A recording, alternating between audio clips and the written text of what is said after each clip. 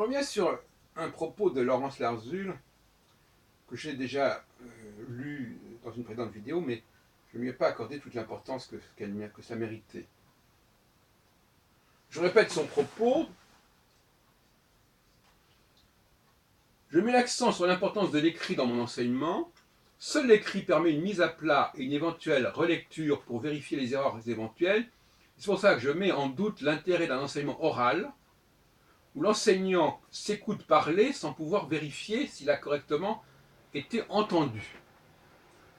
Mes élèves apprennent à se confronter à la page blanche et à rendre un travail écrit, qui est la seule façon de juger s'ils ont bien intégré un cours et s'il y a encore des erreurs sur le plan de l'intégration des symboles, des corrections en correction. Ils peuvent ainsi progresser dans leur approche.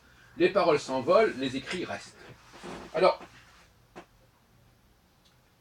je voudrais revenir là-dessus.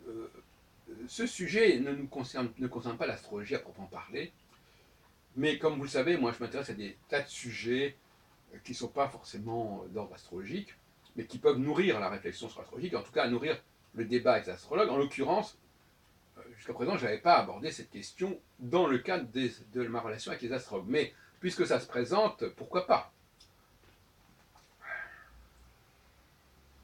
Alors, moi, j'ai beaucoup écrit contre l'écrit, justement.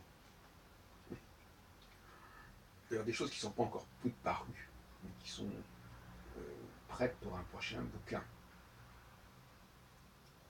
L'écrit, qu'est-ce qui est suspect dans l'écrit, déjà? Vous savez, moi, j'aime pas, par exemple, les gens qui, à la radio, lisent. Alors, parce que l'écrit, vous savez, il y a aussi l'écrit, mais il y a aussi ce qu'on lit à voix haute. Ça fait partie de l'écrit. Par exemple, quelqu'un qui joue une pièce de Beethoven ou de Chopin, il est dans l'écrit. Il part de l'écrit. Quelqu'un qui lit un texte qu'il a écrit ou que quelqu'un d'autre a écrit, il part de l'écrit. Ce n'est pas cet aspect-là qu'entend traiter Madame Larzul, mais malgré tout, ça fait partie du débat. L'écrit, c'est aussi ce qu'on peut laisser quand on est mort. Quand on est mort, l'écrit reste, mais la parole, on ne peut plus parler. C'est une banalité de le dire, mais il faudrait quand même le rappeler. Il y a dans l'oralité quelque chose de vivant, et dans l'écrit quelque chose de mort. C'est comme ça. Donc faire l'apologie de l'écrit contre l'oralité, c'est l'apologie de la mort contre la vie. Excusez-moi de le dire. Bon. Globalement, fondamentalement. Alors, moi personnellement, j'aime bien l'improvisation. Par exemple, là, quand je fais les centaines de causeries que j'ai faites, j'ai jamais eu un texte sous les yeux que je lisais à voix haute. Ça n'a pas de sens. Et je n'impose pas aux gens de lire mes textes puisque je m'exprime oralement. Ce qui d'ailleurs a donné la naissance à cette télévision depuis 8 ans, Téléprovidence. L'oralité. Téléprovidence, c'est le triomphe de l'oralité par opposition à toutes les productions écrites auxquelles beaucoup d'astrologues sont attachés actuellement encore. Les revues d'astrologie, ce qui est sur Internet, les actes de colloques, etc. Bon, tout ça, c'est de l'écrit. Alors donc, il y a des personnes qui ont un problème avec l'oralité, parce que, alors elle nous dit, Madame Larzul, elle nous dit à ses lectrices de ce site Facebook Astrologie karmique de Laurence Larzul, pour les familiers LL, et donc elle écrit, voilà, c'est assez curieux parce avec Internet, l'écrit a repris beaucoup plus d'importance. On pouvait penser qu'on était dans la réalité, ben non, avec le magnétophone, avec la caméra, ben non, l'écrit est revenu à la charge. Oui, donc il y a des phénomènes comme ça cycliques. Finalement, on revient à l'écrit. Le SMS, c'est l'écrit qui est en concurrence avec le téléphone. Et moi, je peux avouer que dans beaucoup de cas, les gens ne communiquent plus que par écrit et ils ne s'écoutent même pas. Alors, l'écrit, je dis, moi, quand par exemple, je suis compositeur, je fais de la musique, mais j'écris pas ma musique, moi, je la produis, j'improvise constamment. Voilà. Je rappelle que j'ai un site qui s'appelle Musimprovision, MUSIMPROVISION, où je produis mes musiques. On peut aussi demander un DVD à ce sujet. Passons. Mais je veux dire par là que la caméra permet justement, ce que n'avait pas Beethoven à l'époque, elle permet d'enregistrer l'oralité. Donc cette opposition, elle est ancienne, elle est un peu dépassée. On peut être dans l'oralité et laisser des traces. Contrairement à ce que je disais tout à l'heure, on peut mourir et laisser des enregistrements. Sartre, par exemple, j'ai regardé donc une émission avec lui qui datait de 72, bah, il est toujours là, donc c'est pas de l'écrit, c'est de l'oral. Donc il y a aussi des débats qui sont un petit peu à revoir, à repenser. Mais je crois que les femmes attachent beaucoup d'importance à l'oralité. Je ne vais pas du tout dire le contraire. Quand on sait à quel point dans les réunions, elles parlent, elles communiquent, elles transmettent, elles écrivent, elles se téléphonent.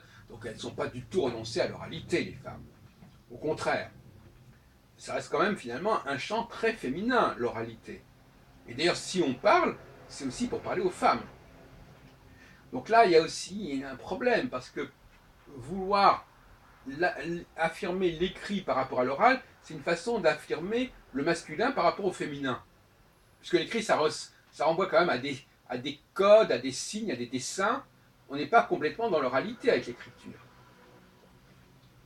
Et d'ailleurs, quelqu'un qui est aveugle, il ne lit pas, sauf en braille. Ça me fait penser au traité d'astrologie de Valérie Darmandy, en braille. Donc finalement, la femme n'est pas fondamentalement marquée par l'écrit. Elle est plutôt dans l'oralité, et c'est pour ça qu'on s'exprime par l'oralité. Et quand elles communiquent entre elles, c'est quand même beaucoup dans l'oralité. Donc, quelque part, quand Laurence Sargent, je ne veux pas la psychanalyser, mais quand Laurence Sargent nous parle de l'écrit, elle prend une position qui est assez masculine, finalement. Et il y a une sorte de refus du féminin dans cette façon d'affirmer l'oralité.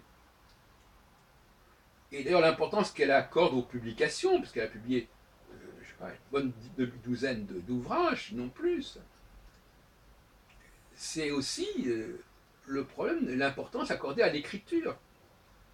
Donc au facteur masculin. Donc là aussi, voyez-vous, il faudrait réfléchir à nos critères. Moi, je vous dis, quand on me parle d'écrit de cette façon, moi je dis, il y a un puissant processus masculin qui est en jeu chez la personne qui parle de cette façon. Et alors, ça s'adresse à qui? Alors, on pourrait dire que de certaine manière, quand une femme privilégie l'écriture, elle s'adresse aux hommes, et quand un homme privilégie la parole, il s'adresse aux femmes. On peut dire ça comme ça, si on veut. Mais,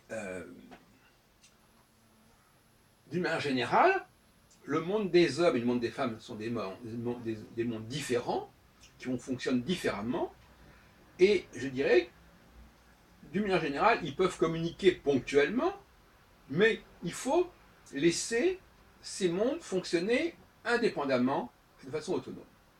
C'est un point qui me paraît très important. Ça n'a plus rien. De la même façon que je dis, chaque religion a son mode de fonctionnement à elle, et que chacun fonctionne dans son cadre à lui. Je ne suis pas très favorable, vous l'aurez compris, à la mixité. Je pense qu'il y a des moments où il faut se rencontrer, mais ce sont des moments assez brefs, comme par exemple le rapport sexuel, c'est quelque chose qui est très bref, qui peut être très bref, à partir de ce moment-là, il y a un enclenchement qui se fait, mais pour que l'humanité se reproduise, il suffirait que les hommes rencontrent des femmes pendant quelques minutes pour que ça se produise, donc ce n'est pas le problème. Donc, je suis pour que chacun fonctionne dans son monde à lui, dans ses valeurs à lui, et qu'il y ait effectivement des passerelles qui existent entre ces différents mondes. Et pour moi, les hommes et les femmes sont des mondes différents, sont des rapports au monde différents, et on ne peut pas ignorer ce fait, on ne peut pas le nier. Et les interactions, les interférences entre ces mondes sont à la marge, si vous voulez. Hein. Ce sont quand on essaie de s'exprimer dans le langage de l'autre, c'est toujours un peu dangereux, comme toute forme de mimétisme. Quand on essaie d'imiter l'autre, d'en assumer les valeurs, c'est aussi un problème. Puis alors, je voudrais terminer sur la notion d'intégration, qui est un mot qu'emploie Madame Larzu à 2 reprises dans son texte que je suis en train de commenter. La seule façon de juger si les élèves ont bien intégré un cours et s'il y a encore des erreurs sur le plan de l'intégration des symboles. Je ne sais pas exactement ce que ça veut dire dans son langage, mais c'est intéressant d'employer ce mot d'intégration. Voilà, il faut bien intégrer tout ça, ce savoir. Et aussi, ce qui me paraît étrange, c'est l'expression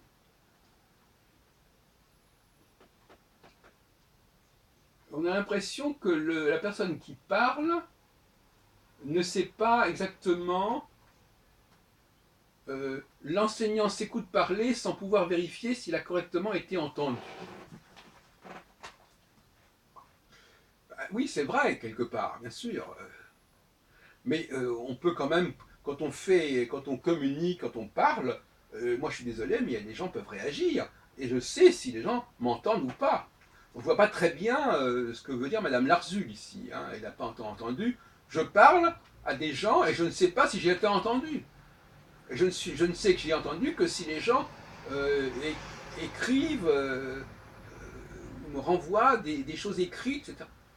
Donc je dois reconnaître que ça m'échappe. Donc voyez-vous, il faut reconnaître qu'on ne parle pas tout à fait la même langue, on ne vit pas tout à fait sur la même planète, c'est le cas de le dire, on n'a pas les mêmes repères, il faut l'assumer. À mon avis, c'est une chose fondamentale que les astrologues doivent comprendre. Le thème astral qui mélange toutes les planètes entre elles, tous les dieux entre eux, tous les signes entre eux, et qui donc fait une sorte de bouillie de tout ce qui est à la fois masculin et féminin, c'est pas ça le truc. Hein, c'est pas bon. C'est pas bon. Il faut bien distinguer, de même qu'il faut distinguer les périodes, les phases. Il y a une phase A, une phase B. En phase A, certaines choses peuvent se faire, en phase B, d'autres choses peuvent se faire. Parce que je parle là de ma théorie cyclique, où dans ma théorie cyclique, effectivement, il y a des périodes qui sont plus favorables, qui sont plus dans la longueur d'onde des hommes et plus dans la longueur d'onde des femmes. Et c'est pour ça que mon astrologie, elle est mixte. Elle est mixte parce qu'elle se situe dans une cyclicité. C'est-à-dire qu'il n'y a pas à un moment donné toutes les valeurs qui sont ensemble. Non, il y a à un moment donné les valeurs féminines qui dominent les valeurs masculines, et à d'autres moments du cycle, les valeurs masculines qui dominent les valeurs féminines.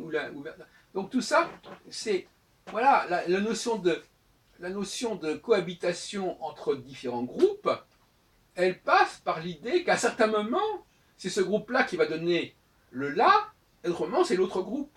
Il ne faut pas essayer de trouver quelque chose qui soit valable de façon intemporelle et qui soit un mélange de toutes les valeurs en même temps. Voilà ce que je voulais vous dire et j'en resterai là.